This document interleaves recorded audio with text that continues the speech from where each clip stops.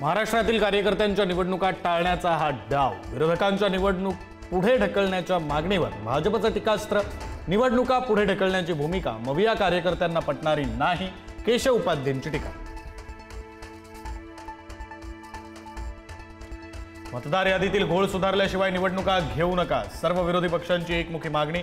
निवडणूक आयोगाच्या निर्णयानंतर 2 दिवसात विरोधी पक्ष भूमिका ठरवणार।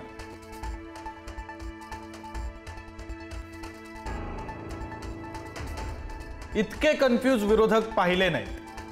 मागणी काय करायची हेच माहित नाही, कायदा समजून न घेता फक्त नरेटिव्ह सेट करण्याचं काम सुरू। मुख्यमंत्री फडणवीसांची विरोधकांवर टीका।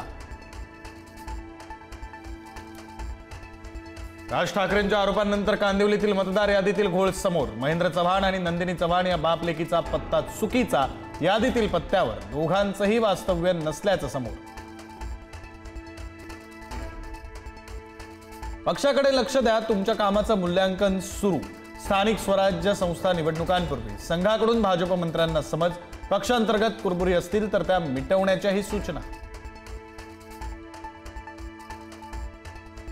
आमदार संग्राम जगतापांच्या आवाहनानंतर नगरमध्ये हिंदूंच्या दुकानाबाहेर भगवे झेंडे, तर उरलेल्यांनी तिरंगा लावा, एमआयएमची भूमिका। हिंदुत्ववादी संघटनांकडून जगतापांच्या प्रतिमेला दुग्धाभिषेक।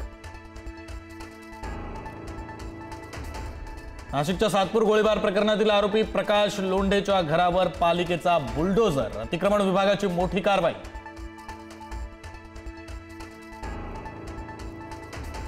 नाशिकच्या कारागृहामध्ये कैदी गांजा पितानाचा व्हिडिओ समोर। कैद्यांकडून थेट नाशिकच्या मध्यवर्ती कारागृहात फोटो सेशन। नाशिक कारागृह प्रशासनाच्या दक्षतेवर आणि देखरेखीवर प्रश्नचिन्ह।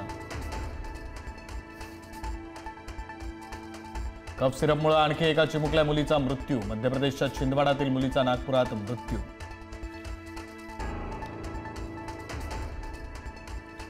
पहलगाम हल्ल्याचं कारण देत नागपुरात सेवानिवृत्त व्यक्तीला केलं डिजिटल अरेस्ट। 19,50,000चा गंडा। नागपूरच्या अनमोल नगर परिसरातली घटना। आमदार निवासातील वादग्रस्त कॅन्टीनला क्लीन चिट। अन्न आणि औषध प्रशासन विभागाकडून कारवाई मागे। आमदार संजय गायकवाड यांनी केली होती मारहाण।